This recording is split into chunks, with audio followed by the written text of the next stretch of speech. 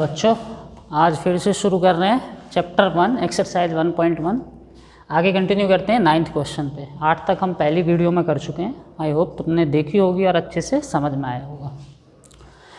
तो इसमें क्या करना है, इसमें करना है using the sign greater, lesser और इक्वल, मतलब बड़ा, छोटा या बराबर बताना है। In the box to make the sentence true. मैं बॉक्स के अंदर ये ग्रेटर है, मतलब जो भी बड़ा है बड़े की तरफ ऐसे उसको ओपन कर देना होता है, ये ग्रेटर, और छोटे की तरफ ये पॉइंटेड, ठीक है। और जैसे मानो ऐसे हो 3 और 4, कौन बड़ा है? 4 बड़ा है ना, तो हम इधर ऐसे कर देंगे, ठीक है।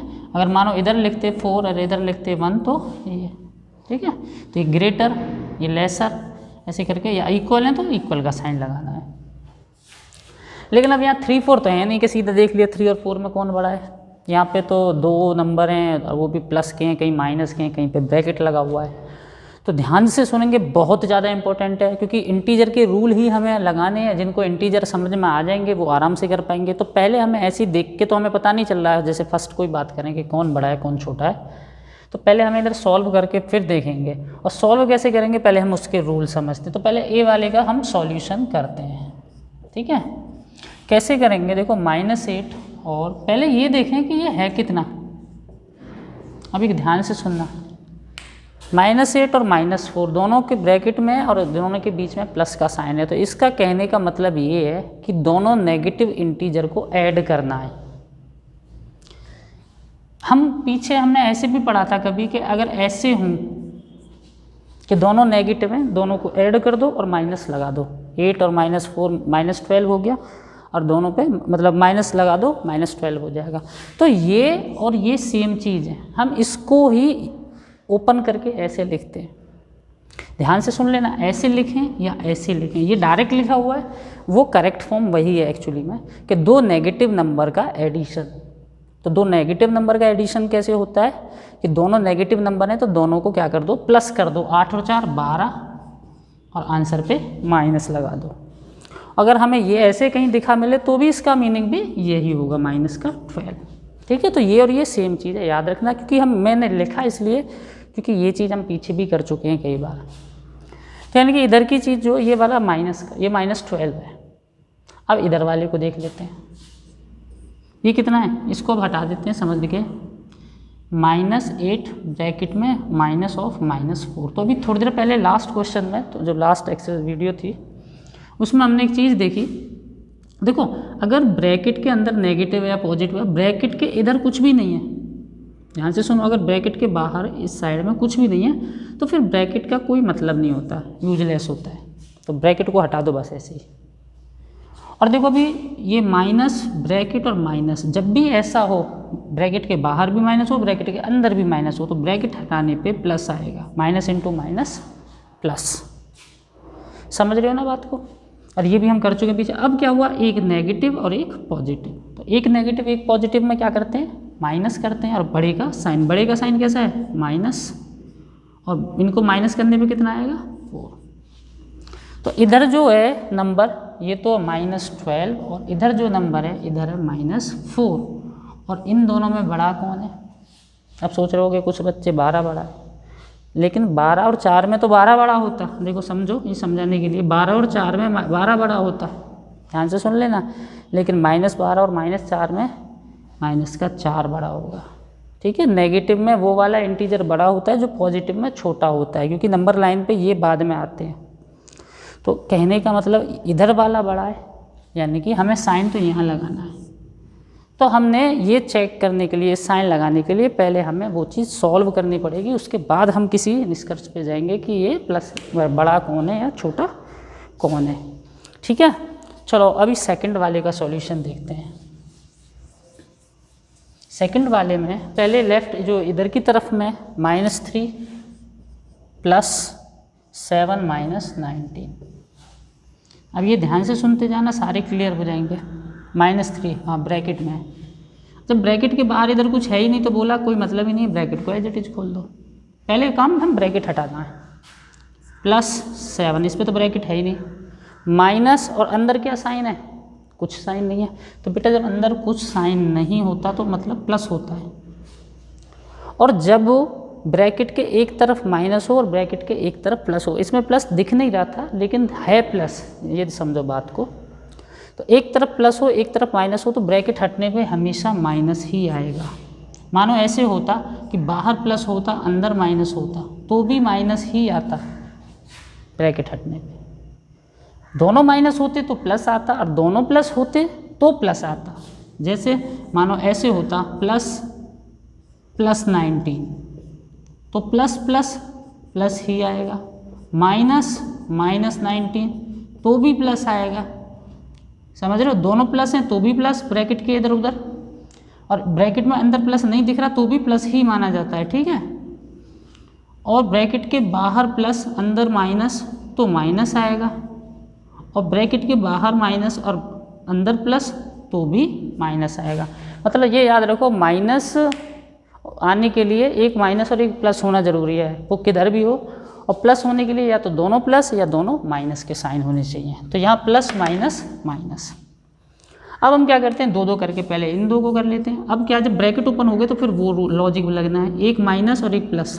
अब ब्रैकेट वाला माइनस प्लस नहीं है, अब ये नॉर्मल इनके सम और एडिशन कर रहे हैं। तो जब एक प्लस और एक माइनस का नंबर हो तो माइनस करते हैं बड़े का साइन। तो इन दोनों, अभी उससे तो कोई मतलब ही नहीं है, ये माइनस तो इसका है। तो इन दोनों के में 7 और 3 में बड़ा कौन है, 7, और उसका साइन क्या आएगा प्लस, और 7 माइनस 3 कितना हो जाएगा 4। अब वो एज इट इज लिख दिया। अब माइनस प्लस फिर वही माइनस, और बड़े का साइन, तो बड़े का साइन बड़ा माइनस में अब के, क्योंकि 19 बड़ा उसका साइन माइनस होगा। तो ये कितना हो जाएगा 19 माइनस 4 15, यानी कि ये जो चीज़ है लेफ्ट वाली ये -15 है। अब हम राइट वाली पे चलते हैं। राइट में क्या लिखा हुआ है 15 माइनस 8 प्लस माइनस 9। तो पहले तो उस ब्रैकेट को हटाएं। देखो प्लस माइनस माइनस उधर लिखे हुए देख लेना। अब पहले ये दो, एक प्लस एक माइनस, ये प्लस का है, कुछ नहीं है तो प्लस होता है, एक माइनस 15 माइनस 8 7, तो बड़े का साइन प्लस ही लगेगा, -9। फिर एक प्लस एक माइनस, माइनस करेंगे 9 में से 7 के 2, अब बड़े का साइन बड़ा क्या है -9 -2, यानी कि इधर वाली वैल्यू -15 है, इधर वाली -2। अब -15 और -2 में कौन बड़ा होता है, याद रखना। जब दोनों माइनस के हैं तो -2 बड़ा होगा ना, ठीक है। दोनों माइनस माइनस में उल्टा होता है प्लस से, प्लस में 15 बड़ा, 15 और 2 में 15 बड़ा होता है, लेकिन -15 -2 में -2 बड़ा। अब नेक्स्ट है, तो ऐसी थर्ड वाले को चेक करेंगे। चलो इसको मैं थोड़ा रफ कर दूं।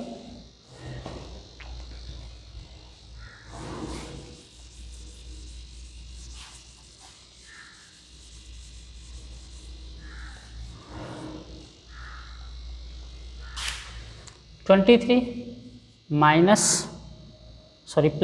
-24 माइनस 23 प्लस -24 -15, और उधर क्या है 36 प्लस -52 माइनस 36। तो चलो फटाफट अभी इसको करते हैं। प्लस ब्रैकेट माइनस तो माइनस माइनस, अंदर कुछ नहीं है तो प्लस, माइनस प्लस माइनस, समझ रहे हो, माइनस प्लस माइनस। अब इन दोनों को माइनस बनाएगा ना, 24 माइनस 23 1, और बड़े का साइन बड़ा 24 है। अब दोनों नेगेटिव हैं, दोनों नेगेटिव हैं तो दोनों को प्लस करो और आंसर माइनस में लिखेंगे, -16। उधर आ जाओ, 36 plus minus plus bracket minus minus, minus bracket minus plus, 36 minus 52 कितना होगा, प्लस माइनस है, एक प्लस का नंबर एक माइनस का नंबर, तो माइनस करेंगे 16, और बड़े का साइन बड़ा 52 उसका साइन 16, मतलब प्लस माइनस। अब 36, अब प्लस माइनस है, एक माइनस का नंबर एक प्लस का, तो माइनस करेंगे 36 माइनस 16 20, प्लस का 20, तो इधर -16 है और उधर प्लस का 20। अब देखो एक बात ध्यान से सुनो, जब दोनों नेगेटिव थे तो हमने बताया कि उसमें उल्टा होता है कि पॉजिटिव से उल्टा, जैसे मानो 2 और 3 में तो 2 बड़ा है, 3 बड़ा है, लेकिन -2 और -3 में कौन बड़ा होगा, -2। लेकिन अगर एक पॉजिटिव नंबर है और एक पॉजिटिव का नंबर है और एक नेगेटिव का नंबर है, तो कोई कितना भी हो सोचना ही नहीं है, पॉजिटिव वाला ही बड़ा होता है नेगेटिव वाले से हमेशा। तो इधर तो 20 है तो यही बड़ा होगा ना। फिर उसमें ये देखना ही नहीं है कितना है, 16, 20, 18, 15, उससे कोई मतलब ही नहीं। एक प्लस में आया एक माइनस में आया तो प्लस वाला ही बड़ा होगा। प्लस वाले नंबर्स जो होते हैं इंटीजर्स वो माइनस वाले से बड़े होते हैं। ठीक, चलो अभी डी वाला पार्ट करते हैं। डी वाला पार्ट में क्या है, 39 प्लस माइनस 24 माइनस 15। पहले इतने कोई सॉल्व कर लें। 39 plus bracket minus minus minus bracket कुछ नहीं है तो प्लस माना जाएगा यहाँ, तो माइनस प्लस माइनस दोनों को माइनस करेंगे तो 15 और प्लस का 15 क्योंकि बड़ा वाला प्लस का है, और 15 माइनस 15 0। ठीक है, अब इधर वाला पार्ट सॉल्व कर लेते हैं। 36 plus minus 52 minus of minus 36। ठीक है, तो 36 plus minus plus bracket minus minus minus bracket minus plus, ये होगा माइनस 16 प्लस 36 कितना हो गया 20, प्लस का 20 तो भी यही बड़ा, जीरो मेरे बीच में तो भी 20 ही बड़ा है ना। ठीक है, सारे इधर वाले ही बड़े आ रहे हैं, देखो बड़ा कोइंसिडेंट है। कोई बात नहीं है, चलो एक बार चेक कर लें कहीं ऐसे कुछ, तो वैसे तो सब सही है। हाँ इधर तो 0 ही आएगा, वो माइनस प्लस 72, हाँ सही है, चलो कोई नहीं। क्योंकि इधर वाला तो कभी बड़ा हुआ ही नहीं अभी तक 4 में। अब इधर देखते हैं, हो सकता है ये वाला हो जाए बड़ा।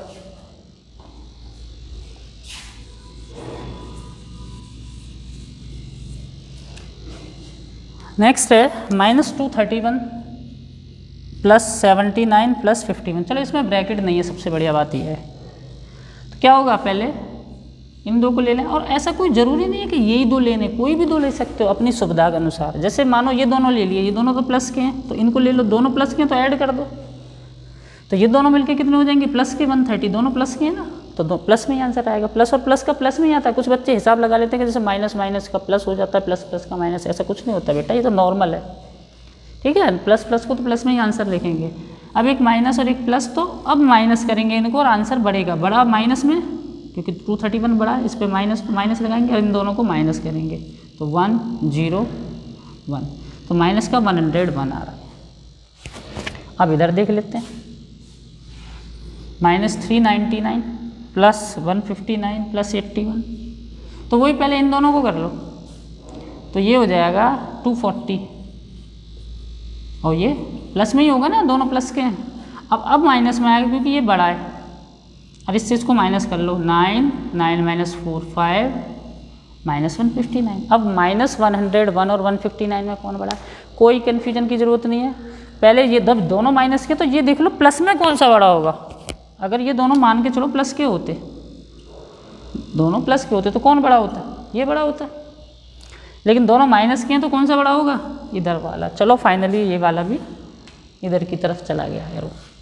ठीक है, तो ये बहुत इंपॉर्टेंट है, ये ध्यान से समझने और बहुत ध्यान से करने, लाइफ टाइम काम आने वाले इंटीजर्स। जिसको नहीं समझ में आते वो मैथ्स में कुछ नहीं कर सकता है। चलो 10th में करते हैं, 10th वाला करते हैं अभी नेक्स्ट।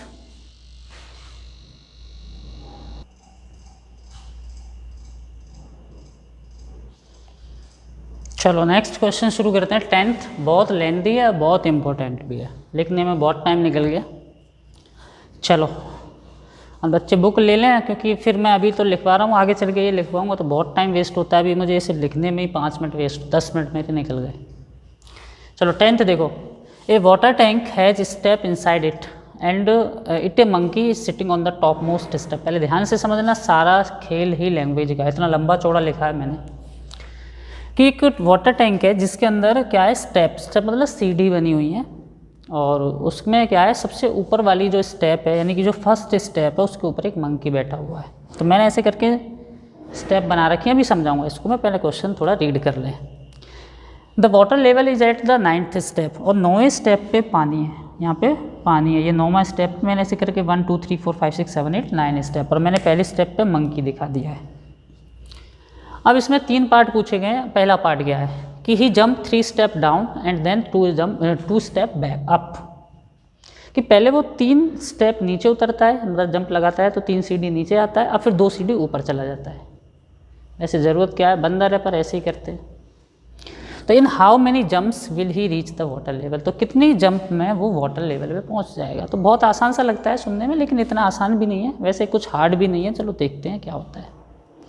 तो 3 बार, अब देखो हम कैसे हिसाब लगाएं। जब मानो यहाँ पे फर्स्ट स्टेप पे, तो उसको क्या है 9 पे जाना है। बीच में कितनी उसकी 1 2 3 4 5 6 7 8, अरे ये 9 में। तो क्या होगा जब वो पहली जंप लगाएगा, पहले समझते हैं, तो कहाँ पे पहुँचेगा वो 1 से 3 नीचे 4th वाली स्टेप पे पहुँचेगा, और फिर वापस 2 जाएगा तो कहाँ आ जाएगा वो 2 पे आ जाएगा। मतलब उसने क्या किया, एक जंप में क्या आया वो 1 से 4थी स्टेप पे, और फिर 2 जंप ऊपर गया तो कहाँ पे चला गया दूसरी स्टेप पे।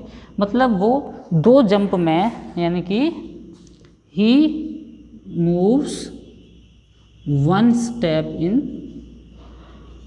2 जंप। अब ये मैं सॉल्व कर रहा हूँ, सुनो ध्यान से, कि 2 जंप, एक जंप नीचे और एक जंप ऊपर, तो ऐसा करने में वो 1 स्टेप नीचे आ जाता है, ठीक है। यानी कि 2 जंप में 1 स्टेप नीचे, यानी कि कहाँ पे आ गया वो, यहाँ पे। तो एक्चुअली में अब ध्यान से सुनना एक चीज़, वो ऐसे करता रहेगा, अगले फिर 2 जंप में वो यहाँ पे आ जाएगा, उससे अगली 2 जंप में 4th वाली स्टेप पे आ जाएगा, उससे अगली 2 जंप में 5th वाली स्टेप पे आ जाएगा, और उससे अगली 2 जंप में 6th वाली स्टेप पे आ जाएगा। लेकिन फिर जब जैसे ही वो 6th वाली स्टेप पे आ जाएगा, उसके बाद उसको 2 जंप नहीं लगाने, फिर तो वो सीधा 9th पे पहुंच जाएगा, वापस थोड़ी ना आना है उसे, तो बस पहुंचना है।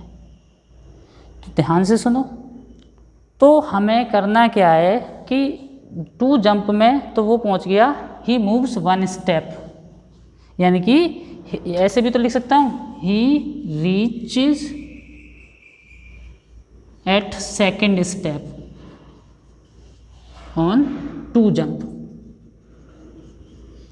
2 जंप में वो दूसरी सीढ़ी पे पहुंचता है, मतलब 1 स्टेप का मतलब दूसरी सीढ़ी पे आ गया ना, मतलब 2 जंप के बाद वो दूसरी सीढ़ी पे पहुंचता है। तो ऐसे ही, तो he reaches at 6th step in 6वीं स्टेप पे। तो देखो 2 जंप में यहाँ पे, फिर अगली 2 जंप में 3rd स्टेप पे, तो जंप कितनी होगी 4। देखो तो कितने, देखो यहाँ यहाँ यहाँ यहाँ यहाँ, यानी कि उसको 5 बार 2-2 जंप लगानी पड़ेंगी, यानी कि टोटल कितनी जंप लगेंगी उसकी 10 जंप्स। समझ रहे हो बात को? मतलब दूसरी सीढ़ी पे जाने के लिए 2 जंप, तीसरी सीढ़ी पे जाने के लिए 2 जंप, चौथी सीढ़ी पे जाने के लिए 2 जंप, 5वीं सीढ़ी के जाने के लिए 2 जंप, और 6वीं सीढ़ी पे जाने के लिए भी उसको 2 जंप लगानी पड़ी। तो टोटल मिल के उसने कितनी लगा दी, 10 जंप लगा दी। और फिर उसने क्या किया कि इन 11th जंप ही रीचेस, या ही विल रीच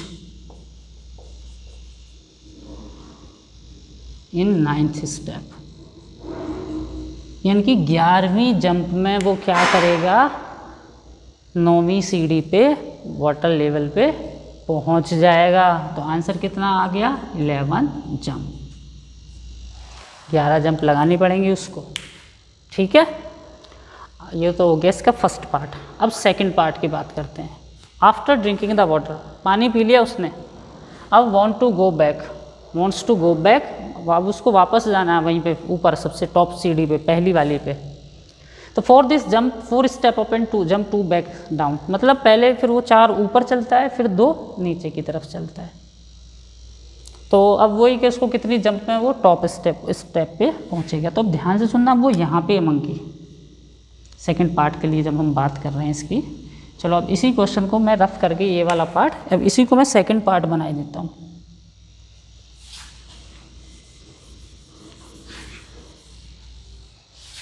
अब ये हो गया आपका सेकंड पार्ट। अभी मंकी इधर है, अब उसको क्या करना पड़ रहा है, 4 ऊपर 2 नीचे, 4 ऊपर 2 नीचे। तो देखना पहले एक बार चेक कर लो, 4 में कहाँ जाएगा वो, 9 से 1 2 3 4, 5th स्टेप पे जाएगा, और फिर 2 नीचे आएगा तो 1 2, यानी कि ऐसा करने पे वो 7th स्टेप पे आ जाएगा, मतलब 2 ऊपर पहुंच जाएगा। 2 जंप में 2 स्टेप ऊपर। कहने का मतलब क्या होगा, फाइनली एक जंप में कहाँ जाएगा 9 से, 1 2 3 4 9 to 6 एक जंप में, और दूसरी जंप में 2 नीचे, यानी कि यहाँ, यानी कि वो 2 चक्कर में 2 जंप में 2 सीढ़ी ऊपर जा रहा है, 2 जंप में 2 सीढ़ी ऊपर। 4 जंप में 2 जंप में यहाँ पहुँच गया, 4 जंप में कहाँ पहुँच जाएगा, यहाँ पे 2 सीढ़ी ऊपर, 2 जंप में 2 सीढ़ी ऊपर जा रहा है, तो 4 जंप में यहाँ पे पहुँच जाएगा। मतलब 9वीं से पहले 7वीं सीढ़ी पे गया तो अब 7वीं से 5वीं पे आ जाएगा। जंप कितनी हो गई, 4।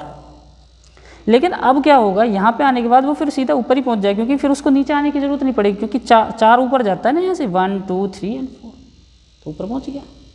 तो कितने हुए, 2 जंप में यहाँ, 2 जंप में यहाँ, और 1 जंप में फिर सीधा ऊपर। तो कितनी जंप होगी टोटल, 5। तो हम ऐसे लिखेंगे कि इन 2 जंप्स, 2 जंप्स में ही मूव 2 स्टेप अप। 2 जंप में 2 स्टेप ऊपर जाएगा। तो फर्स्ट तो in first 4 jump he moves eight, कहाँ पहुँचता है पहली 4 जंप में, पहली 2 में यहाँ पे और अगली 2 में यहाँ पे, यानी कि eight 5th step from top, 5वीं सीढ़ी पे, कहाँ से, ऊपर से 5वीं सीढ़ी पे, ठीक है। और फिर इन नेक्स्ट 2 जंप में 2, तो इन फर्स्ट, अब then in next 5th jump, या फिर next in next jump he moves to the top step. अब यहाँ से क्या है, वो 4 मारेगा ना, तो 1 2 3 4, तो सीधा कहाँ पहुँच जाएगा, टॉप पे। तो कितने हो गए टोटल, 5 जंप्स। तो सेकंड पार्ट में क्या होगा, अब इसको हम मैथमेटिकली भी कर सकते थे, लेकिन अभी हम इसको ऐसे ही कर रहे हैं क्योंकि थर्ड पार्ट में इसको हमें मैथमेटिकली करना है। अब देखो इसका नेक्स्ट पार्ट, थर्ड पार्ट में कह रहा है कि if number of steps moves down is represented by A negative, कि नीचे की तरफ जाने को अगर हम नेगेटिव इंटीजर से रिप्रेजेंट कर रहे हैं तो number of step move up by positive integers, तो ऊपर की तरफ जाने को पॉजिटिव इंटीजर से रिप्रेजेंट कर रहे हैं। In move represent his move in part 1। Part 1 में क्या आया था आंसर, कहाँ गया पार्ट 1 में, चलो जो भी था। एंड पार्ट 2 बाई कंप्लीटिंग, हाँ पार्ट में तो पहले में तो वो थे 11 जंप्स और सेकंड में आए थे 5 जंप्स निकालनी थी। And second by completing the following. तो अब इसमें बोला गया है कि ये ऐसे करके देखो, फर्स्ट क्या है, ए पार्ट इसका क्या दे रखा है, -3 + 2, मतलब -3 क्या दिखा रहा है, आपके पहले पार्ट में बताया गया था कि नीचे की तरफ 3 गया तो ये माइनस से दिखाया, फिर ऊपर की तरफ 2 गया तो फिर ये प्लस से दिखाया, मतलब नीचे की तरफ जाना माइनस से और ऊपर की तरफ जाना प्लस से। और जो सेकंड पार्ट किया था हमने उसमें क्या था, 4 ऊपर जा रहा था तो ये प्लस से, और फिर 2 नीचे जा रहा था माइनस से। अब ये इक्वल्स टू -8 है तो ये इक्वल्स टू +8 क्या है, ये -8 + 8 क्या है, तो देखो ये जो -8 और +8 है ना, ये हैं कि उसने जो जंप लगाई है ना ऊपर नीचे, तो उसने कितनी सीढ़ियाँ चढ़ा है वो। -8 का मतलब है कि पहले पार्ट में वो नीचे आया था 8 सीढ़ी, पहली सीढ़ी से 9वीं सीढ़ी पे आया था ना, तो बीच में कितने स्टेप चला वो, 1 से 9 जाने के लिए उसको कितने स्टेप चलने पड़े, 8 चलने पड़े ना बेटा। देखो 1 2 3 4 5 6 7 8 9, तो 1 से अगर 9 पे जाएगा तो कितने स्टेप होंगे, 1 2 3 4 5 6 7 8।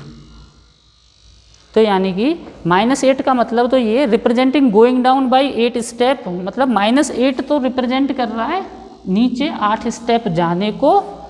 तो 8 किस चीज़ को रिप्रेजेंट करेगा, तो 8 करेगा representing going up by 8 step, मतलब +8 जो है ये हमारा ऊपर की तरफ 8 स्टेप 8 सीढ़ियाँ जाने को रिप्रेजेंट कर रहा है। और इसको हम कंप्लीट कैसे कर सकते हैं, देखो -3 + 2, हमने कितने बताए थे, 11 जंप मारे हैं उसने, तो देखो 11 जंप मार के 8 नीचे गया -3 + 2 -3 + 2 -3 + 2 -3 + 2 1 2 3 4 5 6 7 8 9 10 11, यानी कि उसने ये 11 जंप होगी ना, 3 नीचे 2 ऊपर, 3 नीचे 2 ऊपर, 3 नीचे 2 ऊपर, 3 नीचे 2 ऊपर, 3 नीचे 2 ऊपर, 3 नीचे।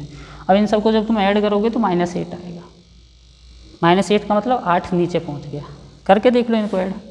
3 3 3 3 3 3, कितने 3 हैं? 1 2 3 4 5 6 18, -18, 2 2 2 2 2, 5 2 हैं प्लस के तो 10 हो गया, और ये मिलके कितना हो जाएगा? -8। तो ये इसका मैथमेटिकली सॉल्यूशन भी है कि हम ऐसे करते जाएं और 8 हो जाए। चलो ठीक है, ज़्यादा गहराई में मत घुसो अभी। और इसको हमने कैसे किया था? 4 ऊपर 2 नीचे, 4 ऊपर 2 नीचे, 4 ऊपर 2 नीचे। तो कितने स्टेप बताए थे हमने कि 6 स्टेप में पहुंच रहा था, 5 में। अभी देखते हैं 1 2 3 4 5 6, 4 - 2 2 4 6 6 - 2, ये 8 होना चाहिए कुल मिला के। तो वो शायद 5 स्टेप में हो रहा था। 4 - 2 2, 4 6 - 2 4।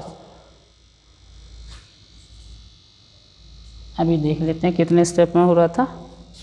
सेकंड में हो रहा था। चलो अभी देखते हैं। 4 8 12 16, 2 4 6, 16 में से 6 गया तो 10। अभी सेकंड में हमने कितने स्टेप लिए थे ऊपर जाने के लिए? 1 में 2 2 4 5 स्टेप लिए थे शायद, 5 ही लिए थे। तो 1 2 3 4 5 यहीं पे एंड हो जाएगा। 4 8 12, हाँ ठीक है, बस हो गया। देखो 5 स्टेप में गया था ना सेकंड वाले में। 1 step 2 step 3 step 4 step 5 step. तो पहले स्टेप में 4 ऊपर 2 नीचे, 4 ऊपर 2 नीचे, 4 ऊपर। तो ये कुल मिला के कितने स्टेप चढ़ गया? 8। देखो 4 8 12, 12 प्लस के -2 -2 4, तो 12 - 4 8। तो कुल मिला के ये थोड़ा सा तुम्हें अजीब लग रहा होगा, लेकिन ऐसा कुछ भी नहीं है। ये जो हमने बताया था ना, हमने पहले फर्स्ट और सेकंड पार्ट तुम्हें आसानी से मुझे लग रहा है तुम्हें समझ में आए होंगे। उसमें दिखा रहा था कि कितने, मतलब हमने ऐसी काउंटिंग करी थी कि 1 स्टेप में मतलब 2 जंप में 1 नीचे, और सेकंड पार्ट में किया था कि 2 जंप में 2 ऊपर, ऐसे करके हमने काउंटिंग की थी। तो वहाँ हमने ऐसे ओरली आइडिया लगाया था, यहाँ पे हम मैथमेटिकली कर रहे हैं। ये -8 और +8 क्या? -8 का मतलब था कि पहले 8 नीचे गया था, और इस +8 का मतलब है 8 ऊपर आया था। -8 कैसे नीचे गया था कि पहले 3 नीचे 2 ऊपर, 3 नीचे 2 ऊपर। तो हमने वही चीज़ें हमने लिख दी हैं। हमने पहले का आंसर लिखा था 11 स्टेप में, 11 स्टेप में, तो ये 11 टाइम लिख दिया। और इनको करेंगे तो ये यही बैठेगा। सेकंड स्टेप में हमने बोला था 5 बार में ऊपर पहुंच रहा है, तो हमने क्या किया? पहले 4 ऊपर 2 नीचे, 4 ऊपर 2 नीचे 4, तो 5 हो गए ना, ये 5 राउंड हो गए। 5 राउंड में वो 8, इन सबको ऐड करेंगे तो वो 8 आ जाएगा।